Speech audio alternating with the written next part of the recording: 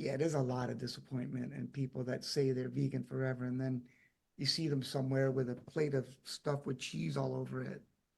And, you know, but for me, really, vegan is less about food and more about, uh, to me, slavery, you know, slavery, the way this world seems to work, you've got certain people that will take advantage of anything below them. Well, they think is below. As a vegan, do you ever feel like you're living in a parallel universe, aware of things that many others don't even seem to notice, let alone acknowledge? I'm Chrissy Benson, host of the Vegan Posse podcast. We talk with vegans from around the globe who, like you, are living lives of integrity and compassion with an eye toward justice. Through their personal stories, you'll come to see that you're not an outlier. In fact, you're part of an entire posse of individuals who aren't just keeping the peace, they're creating it through their food choices and beyond. You won't be saddling up, but you're in for the ride of your life. Welcome to the Vegan Posse. Hey Posse, it's me, your host, Chrissy Benson, and you can see me. I hope you can see me. I've been promising to bring you video format for a long time now, and it's really happening. It's happening right here, right now. I'm excited to be here in my favorite shirt. Sparkles, hearts, and pink. My favorite combination. And this is officially the signature shirt for the upcoming Self-Love series. Keep an eye out for that. So again, happy to be here in this initial foray into the world of video. I am certainly on a learning curve, not just with regard to the video component, but with the new platform that I'm using called Riverside, which I have a hard time saying, Riverside. And I'm still not an expert in, to say the least. So if you're an expert and you know how to use Riverside, Riverside, and would like to give me some tips or coaching, please hit me up through my website, ChristineMelanieBenson.com. And in the meantime, today in this foray into the world of video, I'm welcoming a new friend named Carlos Garcia, another kindred spirit whom I hadn't met yet. I was fortunate to connect with Carlos through our mutual friend, my good friend, Victoria Moran in New York City. She connected me with Carlos, and we have a lot in common, including a passion for veganism, animal rights, animal liberation, you name it. Carlos is a musician. He's got a really cool project called Monkeys with Drums. He's certainly not the first vegan drummer we've had on the show. I'm guessing he won't be the last, but he really brings a unique perspective, not just to veganism, but just to the world in general. He's been advocating on a lot of different fronts for his whole life. And veganism is the one we have in common, but really it's all about love. And I'm a fan of love. So great to be here with you all. Enjoy this conversation with Carlos Garcia.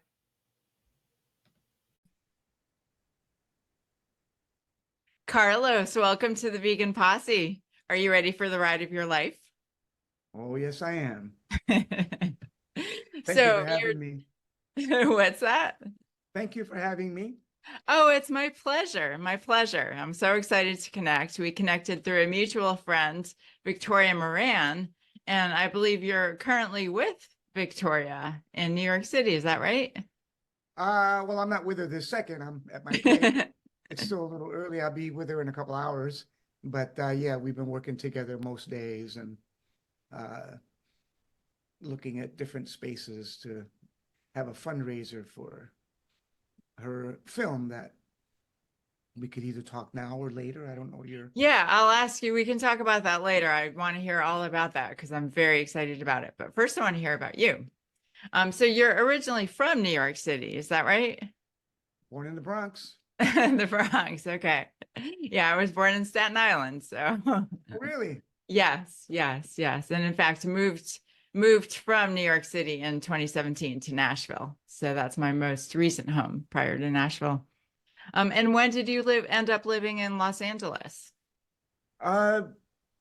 I moved there when I was like, I don't know, like 20 years old, and just had to go to where it was warmer because living in snow was just not my ideal conditions. And Yeah. I wanted to go out there to be a rock star, you know, hang out with all those California beach girls and all those things, and not shovel snow was the biggest thing. The girls were a close second. Yeah, close. But Um, and so, the rock star thing didn't happen, but neither um, did it happen for 99.9% of the people that try that. It's a tough business. yeah, yeah. So I hear. So I hear. Yeah. And were you vegan at that point, or did you go vegan in LA? I went vegan in LA many years later. I had no Okay. idea what I had no idea what vegan or vegetarian meant when I was 20 years old. Yeah, did you think much about food growing up and the animals in our food system? Never, never, Yeah. never until the big moment where Okay. it, So, yeah, so tell us about that big moment. well, I had uh, just moved to back to LA after being in New York a little while, a few years, because my house was on the epicenter of the Northridge earthquake. Oh. And after a few months of constant aftershocks every day, I just couldn't do it anymore. And I went to New York, spent a few years there.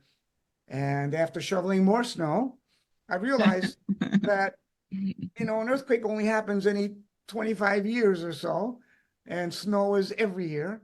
So I went back to LA. And while I was out there, I was trying to build my business again, which was distribution of free magazines.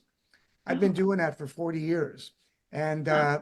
anyway, I had not at that point, but I found this little flyer that said Healthy Food and Music Festival.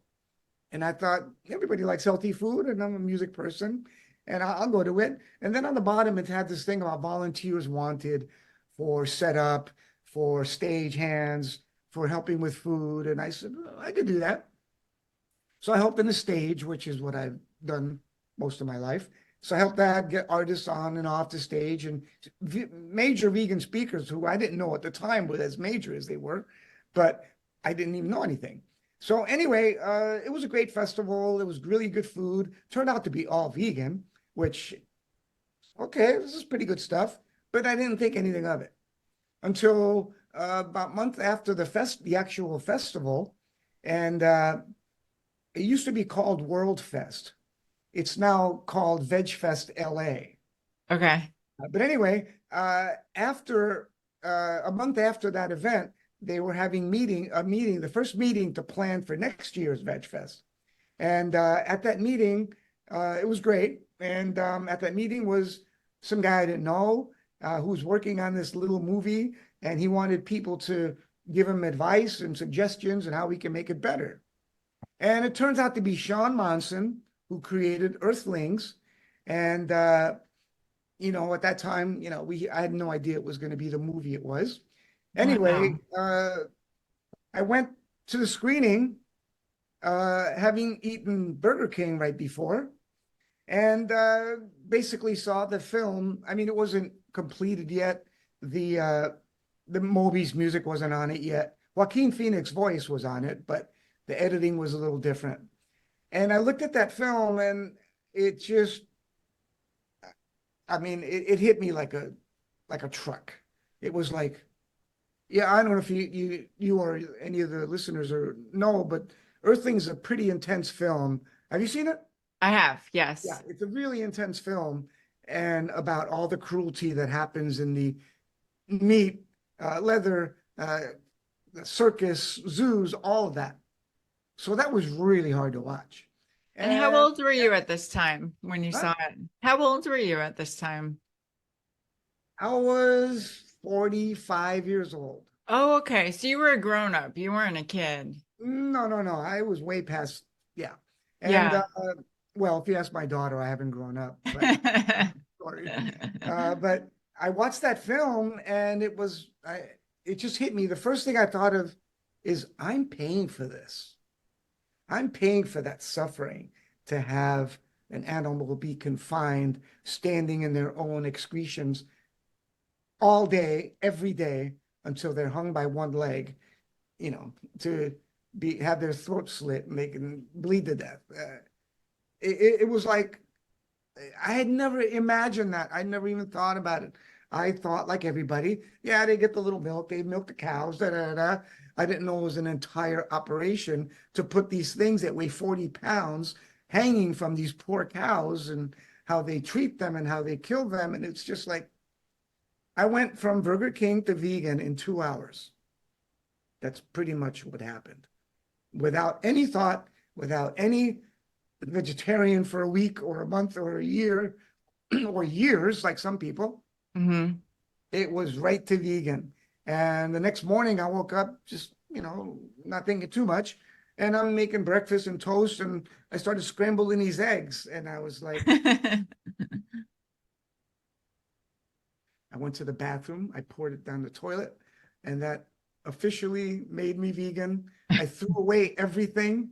I gave my housemate, my roommate there, a couple things, but I pretty much wanted nothing to do with that. And it's been close to 22 years now that that happened. And my life has changed completely. And so has the relationship with a lot of my friends and my family. That went to hell, but I'm not the, I'm Yeah, not that the was only that. one. That was one of my next questions. Well, first, I'm curious, what was the time lag between that veg fest and when you saw Earthlings? 1 month. 1 month. So the veg fest itself and the speakers you heard there, that wasn't enough to push you into veganism. Um, well, I was trying to get people on and off the stage. I didn't listen as well. Yeah, I yeah. heard some stuff. I mean, let's see. I'm trying to remember. Linda Blair was there. Uh, I knew she was, from her movies in the past, but Uh-huh. I didn't know anything about she was vegan. Let's see, who else was there? I can't remember clearly, but I know one of the artists that played was Wah. I I don't don't know know. if you know I don't her. know. She's a No. new age artist, Okay. and actually I played with her since then on Maui when I lived there, and in LA actually. Um, I'm sorry, what was, did I answer that question? I was asking if the veg fest had an effect on you in terms of Yeah, I mean going vegan. it did to a point, and it was, Yeah, yeah. what led me to that festival. That is Yeah. so interesting. Did you give him some input on the film? Could you even like think straight enough to offer Um, suggestions? Not really. I mean, it was all a big change for me. I had no idea. Yeah. I had nothing to say that I knew to put any input. I just Wow. know that it affected me like nothing in my life. And I can't even remember, like, do they use the word vegan in Earthlings? Do they talk about, veganism? I've seen so many of those films, it's a little blurry, and I've Same seen here. Earthlings about Yeah. 10 times Yeah, because I've seen it several times. yeah, because I've had people that they didn't want to watch it by themselves, but I said, I'll Yes. watch it. And Yes. for me, it's a gauge on relationships. If I meet someone and they're vegan, great, but that rarely happens. But if I meet someone and not vegan and they seem real special and there's some kind of connection, I'll say, look, I want you to watch this film, and I'll give them the first date just to know who they are, if it's worth pursuing and where they're at in a lot of things. But the meat thing, the vegan thing is really important. So I said, if watch this film, because I was thinking to myself, if they can watch this film and keep eating animals, there's not going to be any kind of relationship. I mean, it's not going anywhere unless sometime later something hit them and, they change. But if they can watch that, uh, you know, it's just, I'm not going to be there. Yeah. Yeah. Well, I would imagine a lot of people just won't watch it. Oh, most don't. But Yeah. that's the reality of it. And yeah, I mean, that one lady I was with, she actually threw up during it. She could, it was so horrifying for her Wow. and was crying. We had to stop it several times. So it took like 4 hours to watch an hour and a half movie. And and she went vegan right away, but a couple months later, she was like, I need a burger. See you later. And that was Yeah. 10 years ago. So I'm okay with Wow. it. I can't, Yeah. yeah, I'm okay with it. And actually, since then, although I wasn't able to give Sean any creative input because of the situation, I did buy several cases of his DVDs once it was finished, and I Mm. handed them out for free. I gave them out at different events. I put them in libraries. You know, Sean asked me, "Can I give you a discount for buying a whole box?" And I said, "No, I want you to keep making movies. Just do it." Mm. And Yeah. I will. Yes. So, first of all, how was it making that change to going vegan, from Burger King to vegan? How was that? Was it difficult? How did you navigate it? Um, I can't say it was difficult. It was maybe I didn't eat one night because I'm at a place where, but I mean, that wasn't difficult for me. It was a trade-off that I was willing to go hungry for an evening and then eat when I got home, because Yeah. we go to some place and everything has some kind of dairy or meat in it. And then the stuff that might not, the people who had it didn't know. So I don't take any chances. If they don't know, Uh-huh. I'm not going to take a chance like some people who say they're vegan, but they'll have that cookie, they'll have that cake, they'll have that pie. They don't even think about it. There's a lot of phony vegans, like I'm sure you know. Yeah, yeah. Everybody has that line, how sincere are you? How conscientious are you? But yeah, I relate to that. And my brother's a vegan. He lives in New York City, at least part of the time now. He kind of made a change, but I remember him saying a similar thing about when he went vegan. He was like, "What's the big deal about going vegan?" He's like, "Once you know what's happening, what's the big deal?" So I ate a lot of pasta in the beginning. Like, it's not that difficult. And his point was just once we know these things, like everything else kind of pales in comparison, the inconvenience or the, you know, Yeah, 21 years ago, there wasn't a lot available, but there was some. right, There right. was some, and the Yeah, supermarket's got all you need. So yeah, there's no yeah. excuse. Yeah, there are things called fruits and vegetables, Yeah, like I heard of those. yeah, yeah. So, by the way, like had you ever thought about your health? How was your health prior to going vegan? Was that something that was of I concern have to you? no issues, absolutely no issues with my health. Yeah. So I can't say I felt any different, Yeah. but one thing I do remember is that uh, 3 years after going vegan, I felt this weird thing in my nose, and an hour later it's getting worse, and I was like, "Oh yeah, that's a cold." I used to get 2 or 3 of those a year, and I hadn't gotten one in 3 years, and I was confused when I got one again. So I got to say that's probably something. Yeah, yeah, And yeah. because yeah, that was a surprise to me because that's oh That's yeah, funny, right? oh Right. Our perception of normal changes. Like, yeah, yeah, that's yeah, not normal. health becomes the default. Yeah. So, what did your family and friends think when you went vegan? How did they react?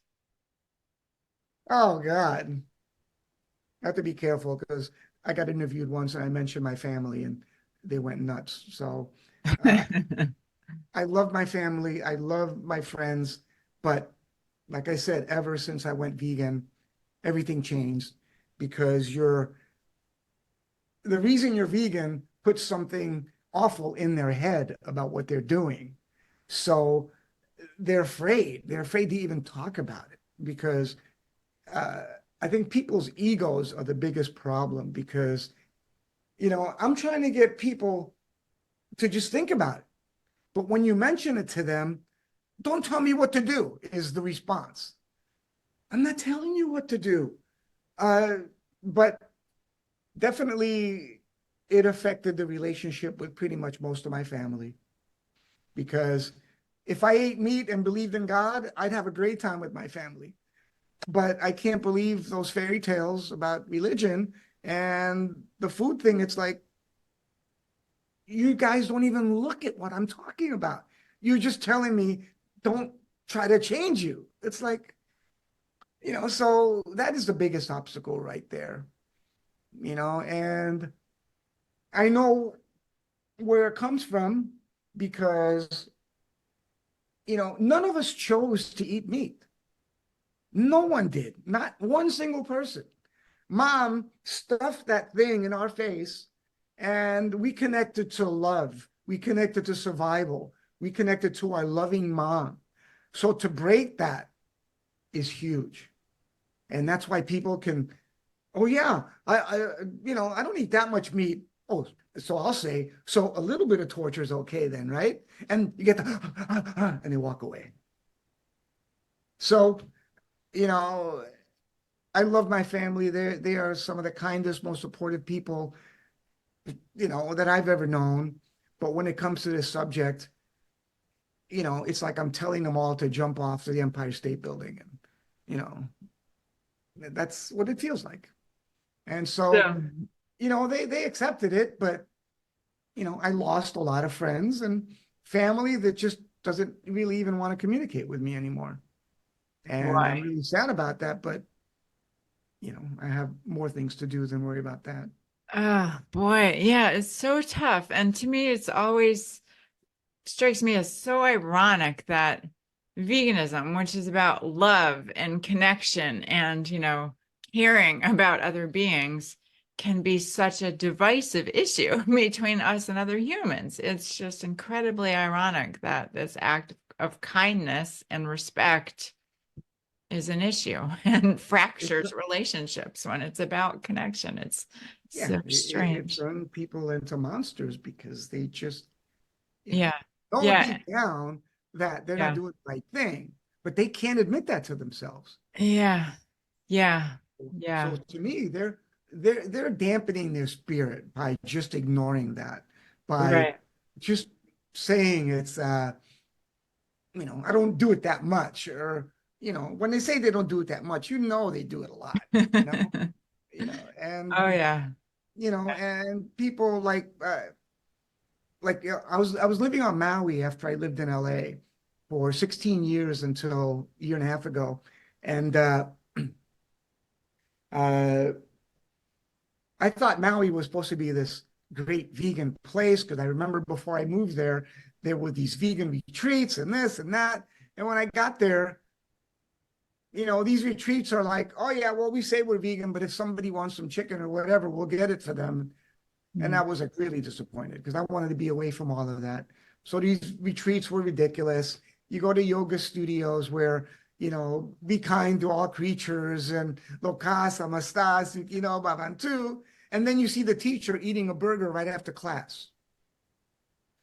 And it's like, you know, part of it I think I know is that uh, if they were now having a vegan belief, their number of people in their class is going to go down.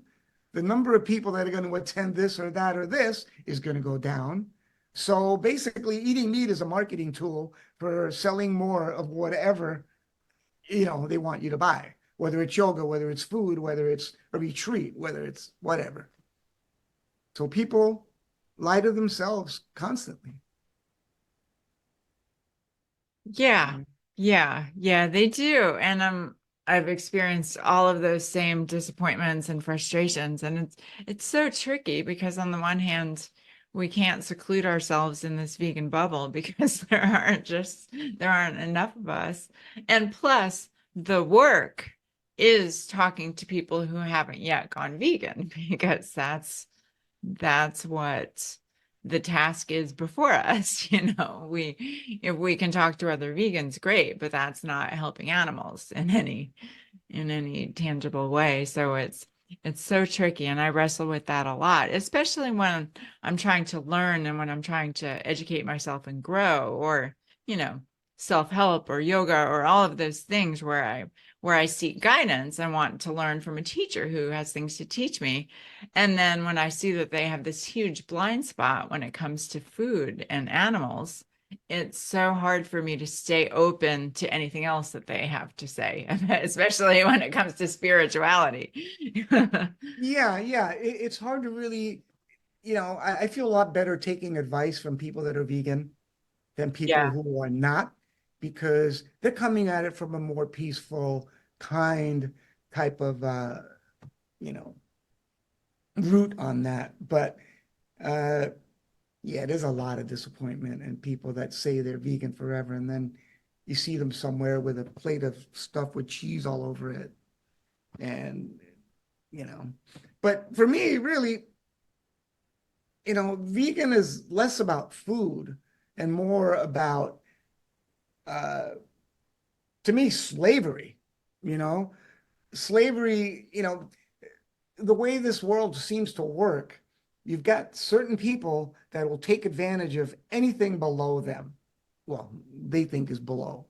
And in fact, it's funny because yesterday I went to a book signing of this subhuman.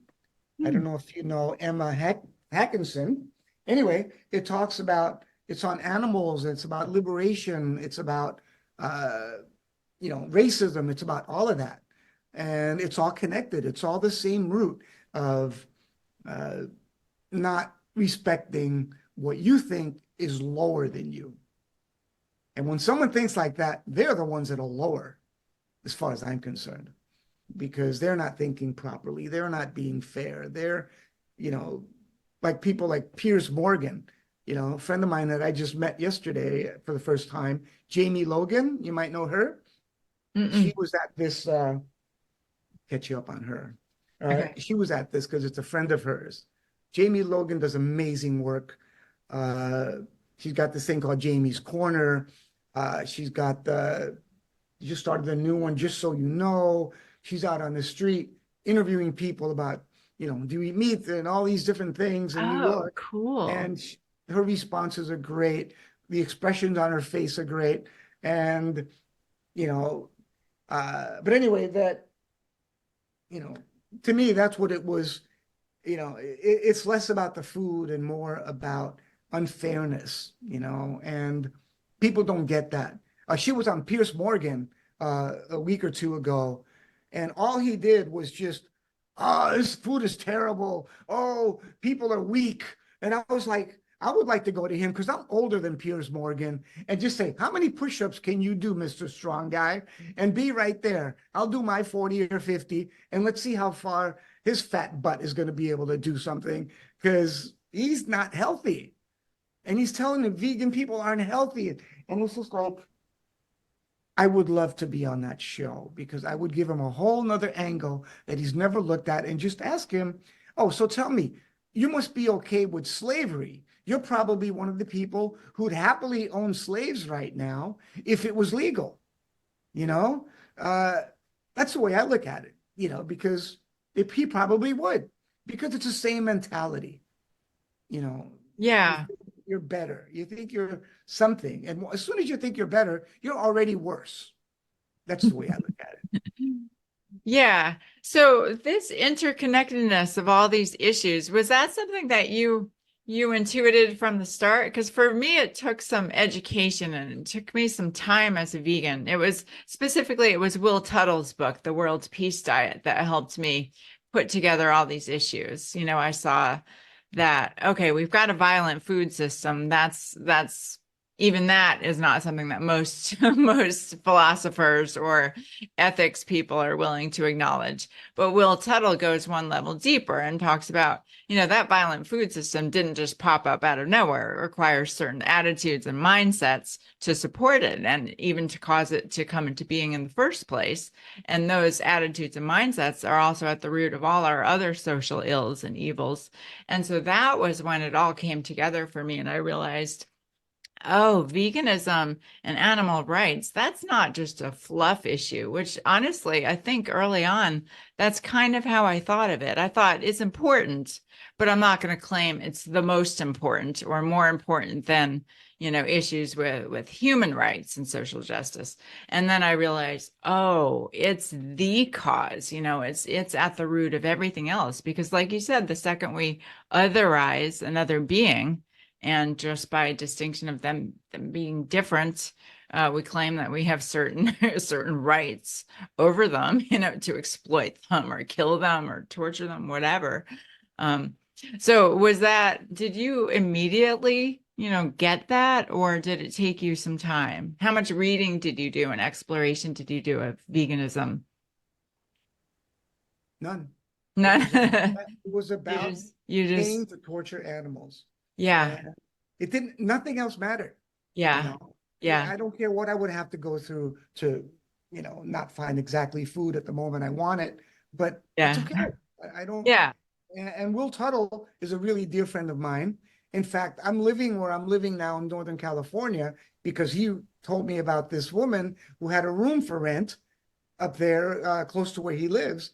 And, uh, and I had been, well, it's a longer story, but I had been kind of floating for a year, since my mom passed away, last year, just not knowing where I want to be. So I spent some time in New York. I spent time in LA.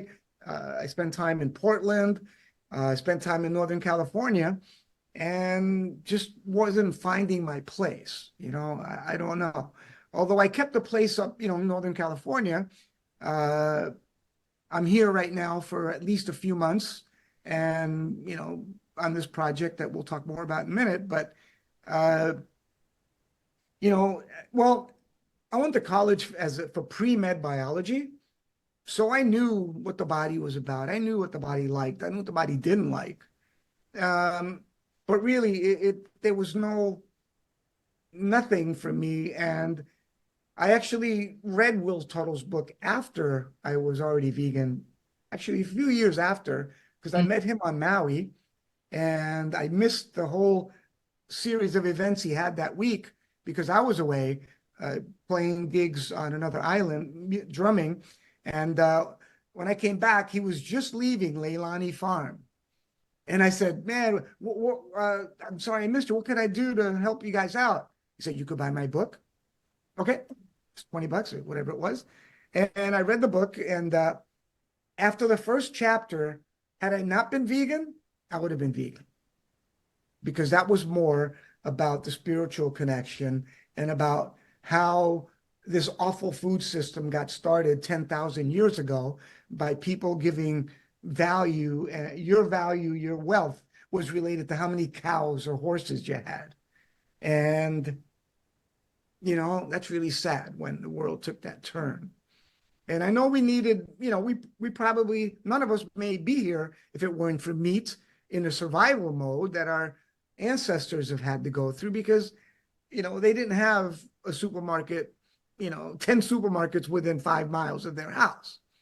Uh, and so that first chapter, because it connected the racism, the sexism, the homophobia to the animals, and it was like, it's all the same thing.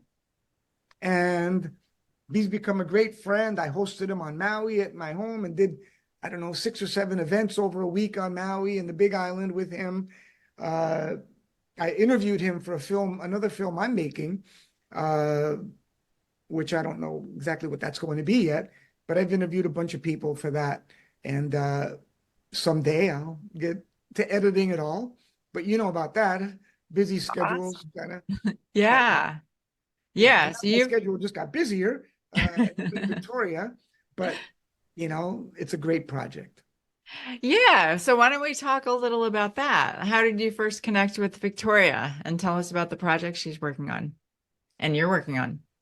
Um, wow, the Victoria thing is like amazing, how that happened. Yeah, As yeah. you So may know I know a little bit about it, and it just strikes me as such serendipity and borderline yeah, miraculous. So tell us everything about it. yeah, last January, my mom fell. And actually, let me go back a little further. Almost 2 years ago, I kind of decided I need to go. Well, my sister kind of pounded it into me after a certain amount of time that she needs help taking care of my mother, who was 88, had dementia. Our father passed away, I don't know, 7 years before that. And she'd been really overwhelmed taking care of my mother. And so I picked up and left Maui, left my place, left my business there, left my music gigs there, uh, and went to go help mom, thinking I was going to be in Idaho, of all places, for uh, a few years. And 4 months later, she passed away. Mm. So I knew it was coming. And honestly, as painful as it was, she was not living a great life that last couple of months. Anyway, she fell one morning in the bathroom and wound up going to hospice. And in that hospice room, I was there for a week every day with her, slept in the sofa bed right next to her every night. And while I was there, a friend of mine from Hawaii told me that this friend of hers from New York is working on this film and that I should look at the script because of the part there that might be for you. I was like, okay, all right. So they emailed me the script and I read it there next to my mom, and it was an amazing story. The script was great. There was one character that just was me, pretty much. And he starts out as a slaughterhouse foreman. And I won't say the ending of it, but that's how he Well, tell starts. us about the story. Tell us about the whole premise of the film for people who aren't Well, I familiar can't with say it. too much, but it's a story of a cow that escapes a slaughterhouse and all the crazy things that happen around that. There was legal things. There was uh, issues with the employees, issues with the animals. It was not a good relationship for anyone to be part of that. And the film is But anyway, called Miss Liberty, correct? yeah, it's called Miss Liberty. And actually, I had a little flyer here that had a little brief explanation of it, but I left it over there. Anyway, it's all about this cow, and it's a great story. And I'm here to help Victoria. Oh, yeah, I missed a big part. Uh, so anyway, so the most amazing part about the story and about the whole thing is that, for one, I never heard of Victoria. Living in Hawaii, is a really world away from New York sometimes. And anyway, they told me uh, uh, the name of the character that I was reading is Carlos Garcia, which is my name, that full name, no middle name. And she wrote this 15 years ago with her husband, William. And I was like, uh, what are the chances of this?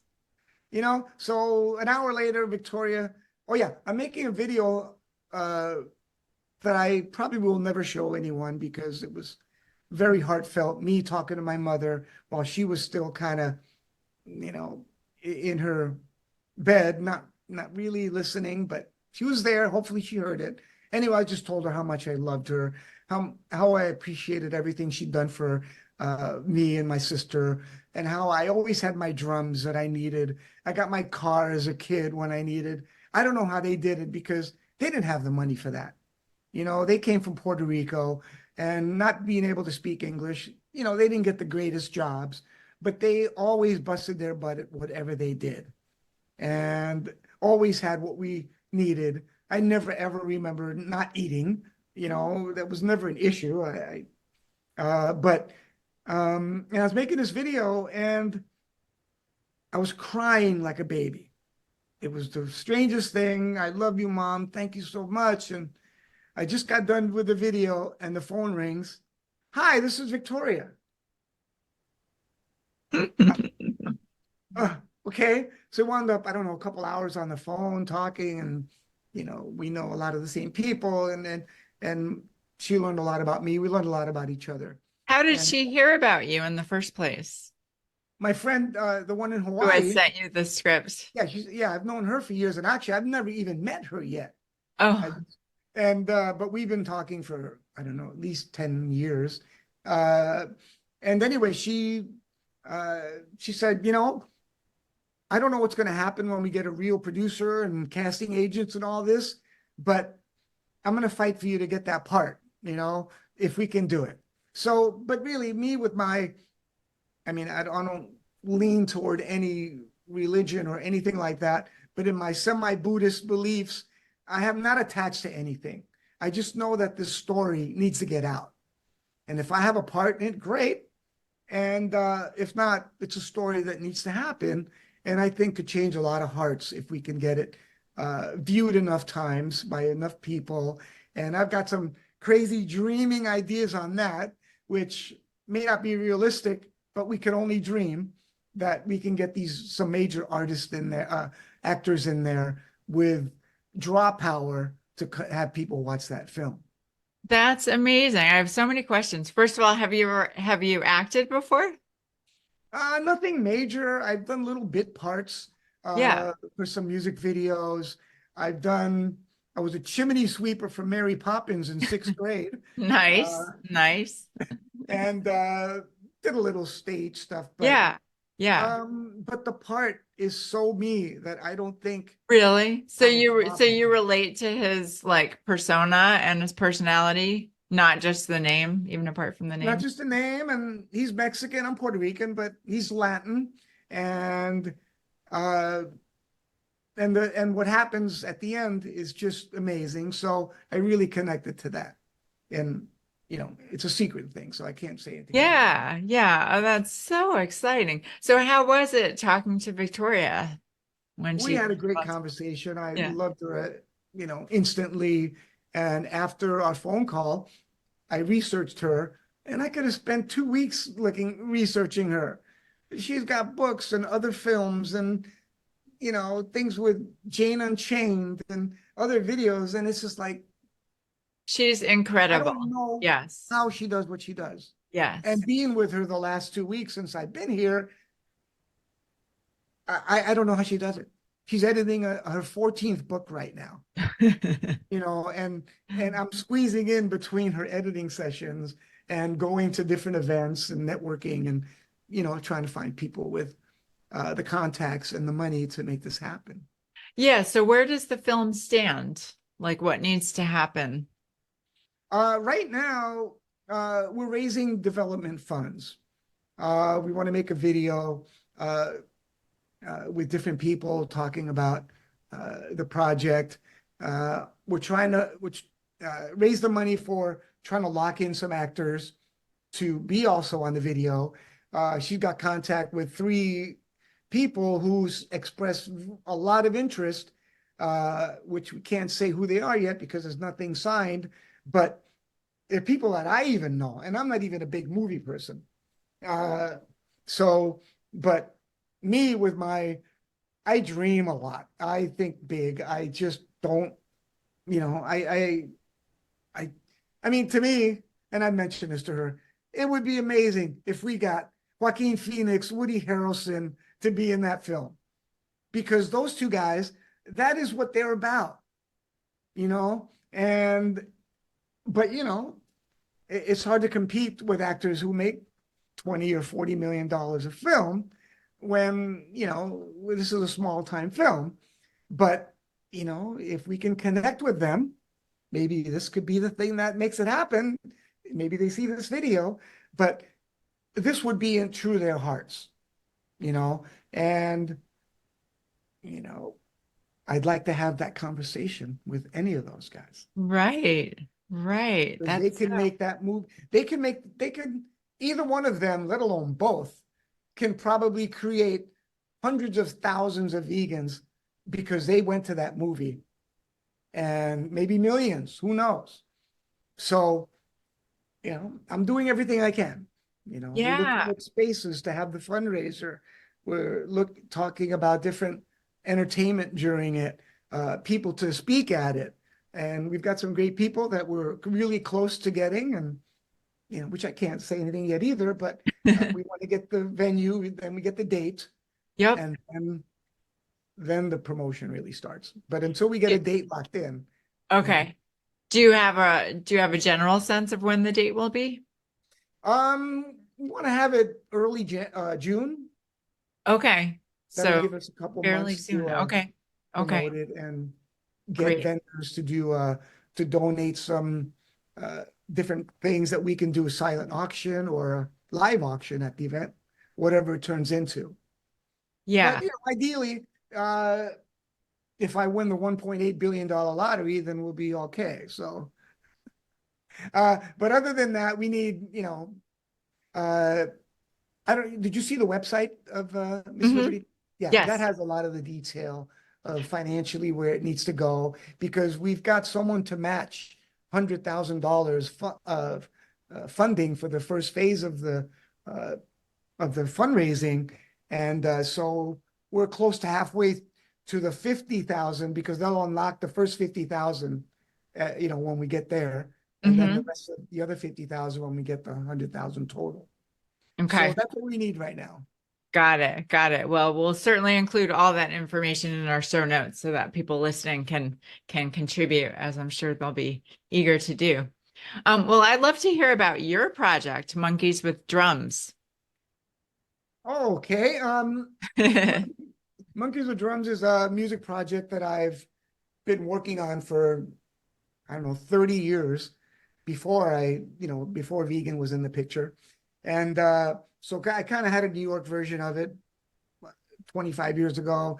I had a Maui version, and now I'm trying to do a California version because that's where I'm spending a lot of my time. But now I'm back in New York, so it's like I'm going to build that back up too.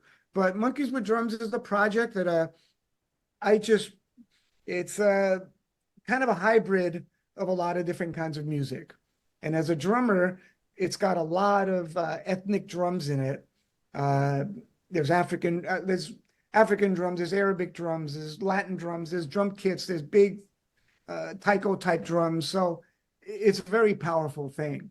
And I've got a lot of things recorded, but I've got one thing, this music video called "It's Okay to Love Me" that I made during COVID because there was nothing else to do. Uh, and I It's weird because I was in Thailand for 3 months, and when I came back, I was planning on doing the video, doing a 10-day Vipassana, and a lot of music gigs for the next year and a half. I got back at the end of February. We filmed the video 2 weeks later, and everything just stopped after that.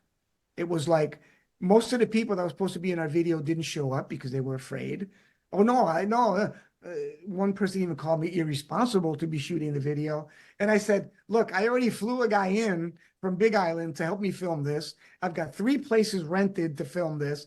So, I've got to do it. You don't have to come.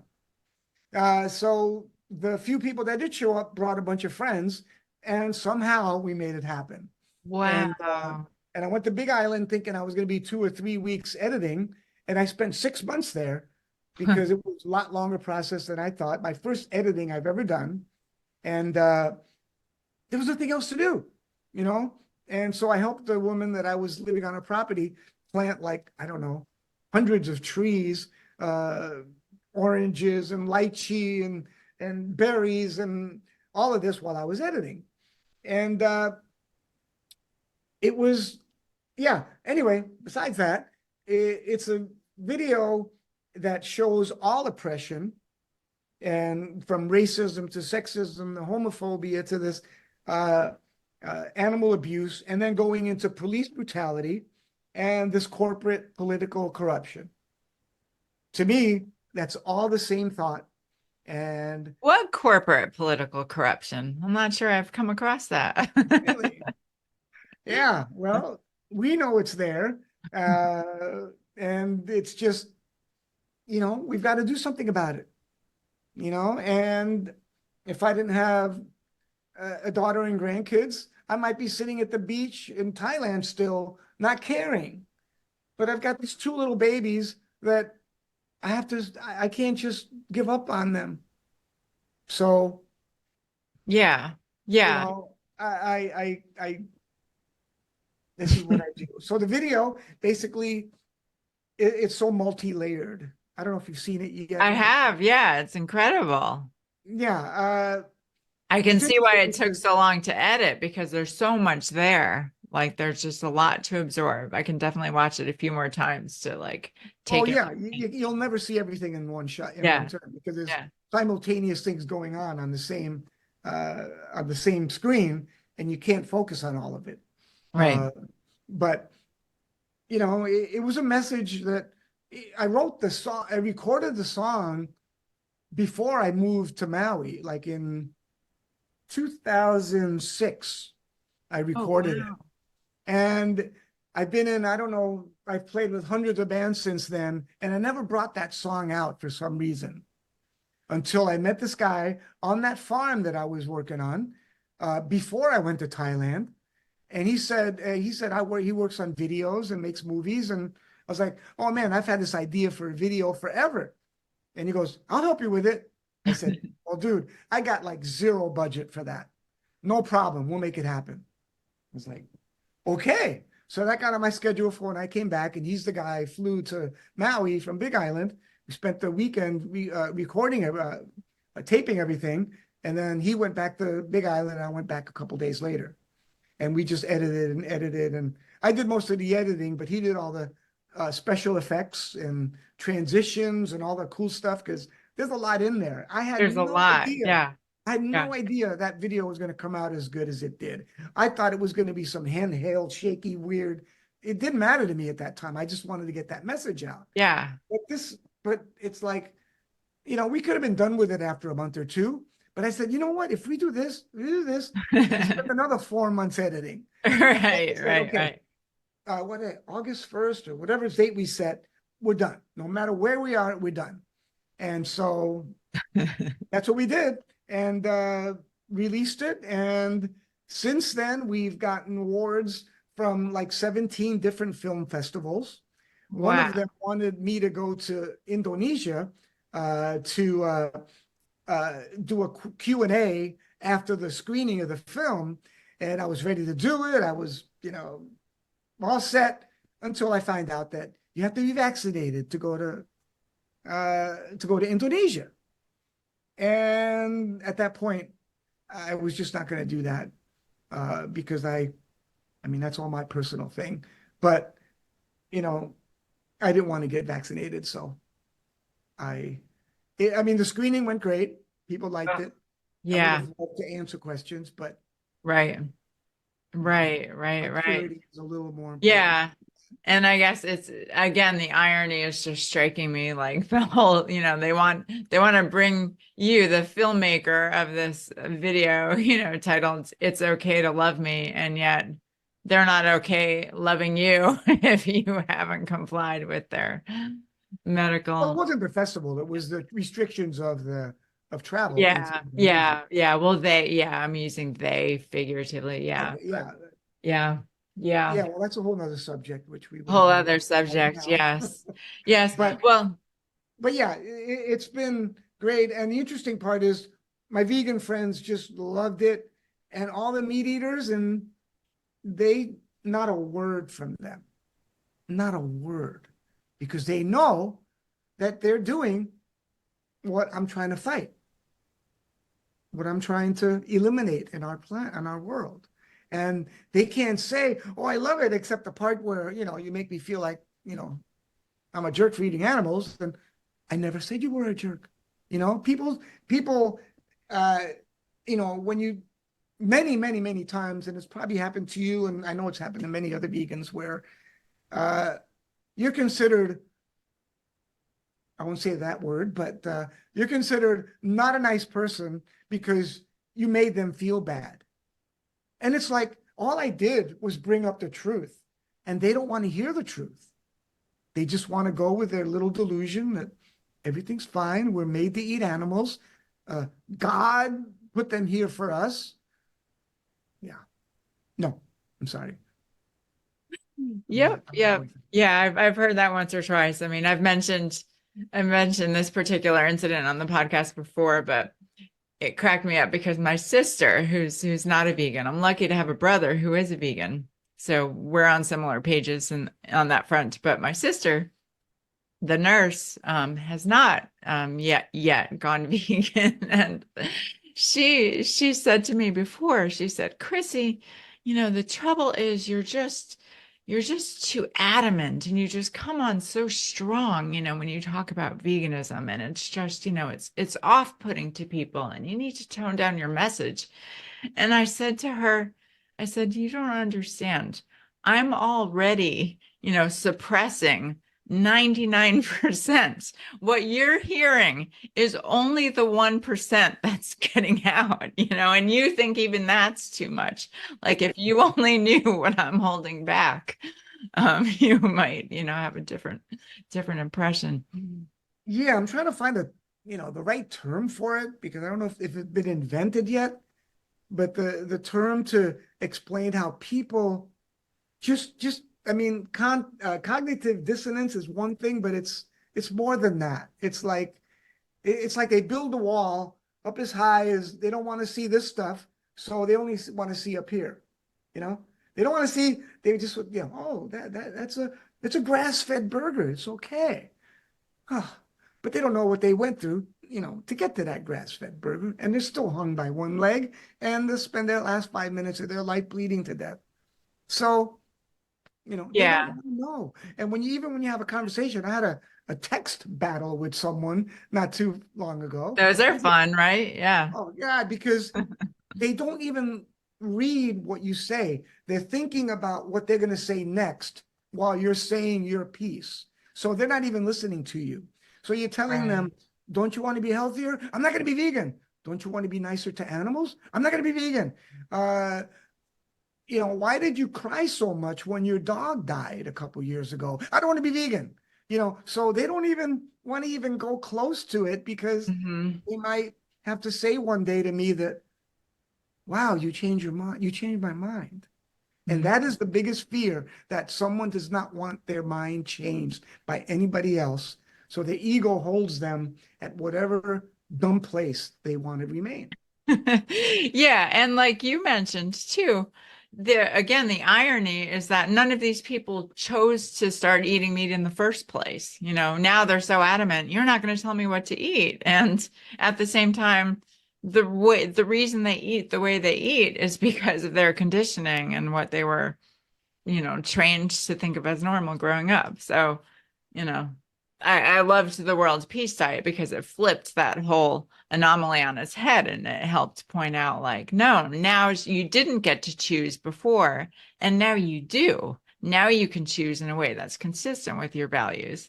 So, and Victoria does a great job of carrying this message, just basically expressing to people, either directly or indirectly, look, we're not trying to change your values. We're just trying to help you see if how you're eating is consistent with the values you already hold. And if so, fair enough, go forth and torture animals. But if not, and you're sincere in those values, then we can help you find a better way. But I'm curious, you mentioned your daughter and your grandchildren. Where are they in terms of veganism? Have they absorbed some of this from you? Well, again, we're going into territory where, my daughter's going to watch this one day, and we have our clashes, but my daughter, she went vegetarian just about when I went vegan Oh, because okay. she saw a turkey come out of the oven, and after I went vegan already, and she texted me, no, she called me up, and it was the craziest story because I happened to be in a Denny's on Thanksgiving because uh, when I was distributing free magazines, there was a publisher in town, and that was the only day they could meet. So I'm in Denny's drinking orange juice when my daughter calls me up and says, "Dad, guess what? I'm vegetarian now." Oh, what? What happened? I saw that turkey come out of the oven with the legs sticking up after I'd taken her to several animal sanctuaries, and she's held turkeys, and we've held turkeys and pet them. And she saw that thing come out of the oven with its legs up, and she said, "I'm done." And her grandfather was there visiting at that time, and he said, old guy from Indiana. How can anybody not eat meat? Anyway, but since then, uh, you know, well, it's all truth, so I'm not going to worry about it. She met her future husband, who at this point is kind of like the anti-vegan. So there's clashes there. Oh, that's so You know, tough. Yeah. and the Yeah. hardest thing for me to do is go to a little league game for my grandson and seeing him eat a hot dog at the little league field that my son-in-law got him. And that just like somebody's just ripping my heart apart without a knife, just and I got to turn around and just say, I love these people. Let me just shut up. So that's the hardest thing for me. Yeah. And he's a nice guy and all, but Yeah. people have that locked in thing of what they're used to and how they've been brought up. And it's so hard to let go. And I don't know, it may not be as hard to let go as it is just to listen to it. You know what I mean? I think Yeah. letting go might be easier than just absorbing the information, you know? But I don't know, because for me, it was so easy. There was no thinking. There was no, you know, I'll be vegetarian for a little while first. And no, it was like, because I saw what happens to the dairy cows. I saw what Yeah. happens to, I don't want that cheese. And Right. uh, But since then, I've met a lot of amazing people that have just really, make me feel better about the whole thing. And to know that it's not just my family, it's not just my friends, that have this issue.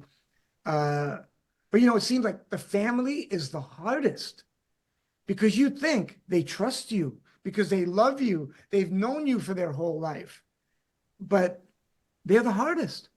I had a cousin last summer, uh, very unhealthy.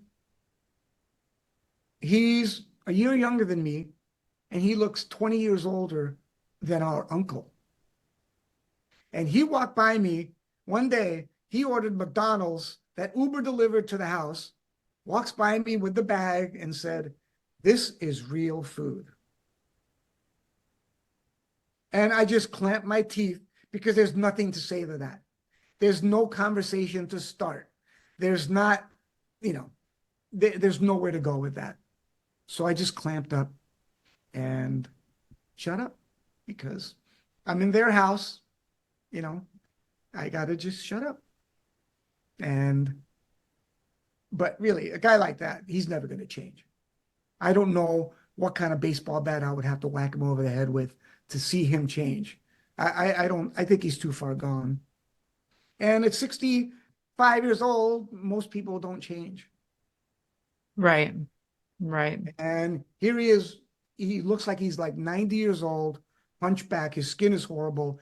He's got a hat on. He never takes it off. And I'm older than him. And, you wouldn't know that I was older than him. You Yeah. know, 1 year older, but looks like 30 years younger, because he just doesn't doesn't think about it. None of his family thinks about it. Nobody, I said to my aunt, uh, she asked me something, you want some of this food? And I just immediately, oh, no, no, I want that junk. Junk? What you eat is junk. And I'm like, vegetables, fruit, nuts, seeds, that's junk because there's no blood in it. There's no animal fat. There's no, that's junk food to them. Yeah. Yeah. It's And they've all very got high blood, and most of them are right. on medications for high blood pressure, Right. for diabetes, for numerous things. Half my cousins and some of my friends, they're just huge. They're huge, and it's like, Yeah. and they've got all kinds of problems. They go up 5 steps and they got to stop and breathe because they can't do it. They got to take 2 steps going up each step because they they can't walk normally. And I'm the jerk. Yeah. Yeah. I mean, obviously I get it. I get it. Yeah. And I It's love them just so much. I mean, I can't even. I mean, right. one of them, I went out and spent $150 at Whole Foods to make a nice vegan dinner for him to see because he has, he had major medical issues, cutting off parts of his body because they don't get any blood circulation. Oh, And while we're still cooking, while we're cutting up some food, I said, "So, you okay so far?" "Well, I wish these were pork chops instead." I just I just shut up. I said, "Okay, I'm done." So I made the dinner. I didn't talk about anything like I would have liked to tell him this is much better because this is much better. But when you mhm. get that kind of attitude, there's nowhere to go. Right. I don't have the heart anymore to, you know, with certain people, it's just they don't care. They don't care. People I was close to all my life. As soon as I went vegan, boom, it was over. Friends, family, neighbors. It's like, I don't know what to do, but I made that music video because that represents me musically, because I played all the drums in that song. There's like, I don't know, 10 drum parts in it. Arabic drums, African drums, Latin, all kinds of things. Uh, and the message is all me. So if somebody wants to know who I am, watch that video.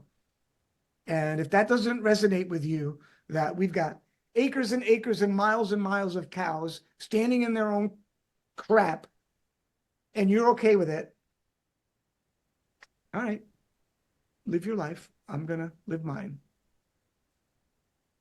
It's okay to love, whether you're black or white or male or female or chicken, cow, pig, dog. Right. Right. Right. Well, I think that's a great place to leave it and a great message. I encourage everybody to check out the video It's Okay to Love Me, which is just really quite the work of art. And I'm going to be watching it several more times to just catch what I missed the first time. Carlos, thank you so much for joining us today. Best of luck with the fundraising for Miss Liberty. We'll certainly include all the information about that project so people can contribute if they'd like to. Um, Final question that I like to ask all of my guests. Is there a particular word that for you sums up what being vegan is all about? One word? Yes. Ooh, that makes it tough. Freedom, fairness. That's two words, but uh, Yeah. yeah, and you know, treat, live like you want to be treated, Right. Right. and you know, confining you or confining any creature is not freedom. It's, you know, well, I just add one more thing that, we've got, you know, and I talked to Victoria about this. I talked to a lot of vegans about this because I'm trying to make an image or an art piece, or I don't know what it's going to be yet. But my concept is to show different, like racism, sexism, homophobia, animal abuse, corporate political police brutality, and say, where does your compassion end? Animals, with black people, with gay people, or vegans are down way low because we don't want to take advantage of anything, you know? And personally, I mean, I'm sure it's not 100% true, but vegans in general, to me, are probably not racist for the most part. You know, they're probably not homophobic. I know there are some, but in general, I'm speaking that, you know, when you're vegan, you're none of that. You know, you're about living and letting other people and other creatures live. And that's what it's about to me. It's okay to love and Perfect. not be part of this absurd system that corporate America is instilling in our brains every minute through every media source that they can get. And we just have to we just have to keep pushing the other way because people do get it eventually when they open their eyes, but they opening their eyes is the trick. So all my music, all my films, anything I'm doing is to open people's eyes. I've got many more songs started to record. I've got more footage in my on my computer than I think I could ever use because I'm sure I'll think of more things to do and more stuff will go down in the back burners, but that's what we all do, you know? Yeah. And I really appreciate what you do and the amazing people that I've seen on your podcast, on your video shows, and I think it's really amazing what you're doing. And Well, I saw Will Tuttle on there, and Victoria was on there, and a bunch of other people I know. And I said, yeah, I want to be among the people. I really appreciate the invitation to be on here. oh, well, I'm so happy that, I heard about you through Victoria and that you joined us today. Truly a pleasure. So keep up the good work, keep up the good play. And yeah. So we close every episode of the Vegan Posse by taking 30 seconds of silence for all of the suffering animals, human and non-human, who desire, as we all do, safety, happiness, and the freedom to live out their lives without interference. So Carlos, I invite you to join me in 30 seconds of silence for the animals, and we'll conclude with the sound of the bell.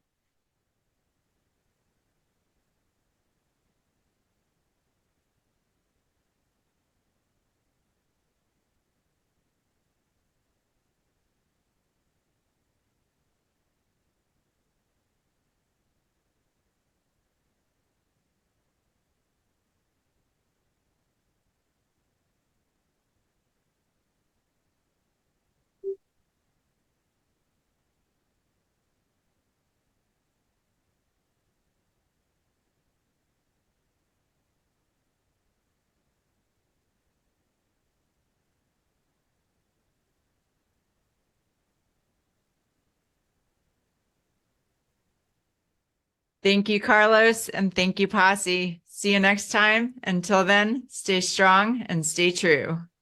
Thank you, Chrissy.